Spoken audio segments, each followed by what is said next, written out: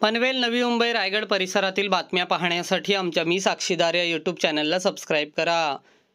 गाडीच्या डिक्कीतून बाहेर निघालेला हात पाहून नागरिकांमध्ये भीती पसरवणाऱ्या चौघांवर पोलिसांनी कारवाई केली आहे.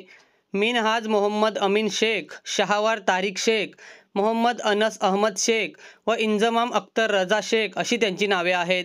त्यांच्यावर सानपाडा पोलीस ठाण्यात गुन्हा दाखल करण्यात आला.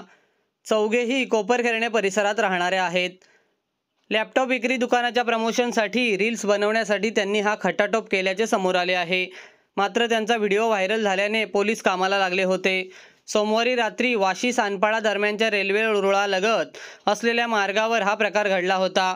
या मार्गाने जाणाऱ्या एका 4 चाकी गाडीच्या डिक्कीतून हात बाहेर लटकत असल्याचे या मार्गाने जाणाऱ्या नागरिकांच्या नजरेस पडले. यावरून गाडीतून मृतदेह नेला जात असावा अशी शक्यता वर्तवली जात होती. याबाबत पोलिसांना माहिती मिळताच व्हिडिओच्या आधारे पोलिसांनी गाडीचा शोध घेतला. त्यामध्ये लॅपटॉप दुकानाच्या प्रमोशन व्हिडिओच्या रीलसाठी त्यांनी पोलिसांचा ताप वाढवल्याचे समोर आले.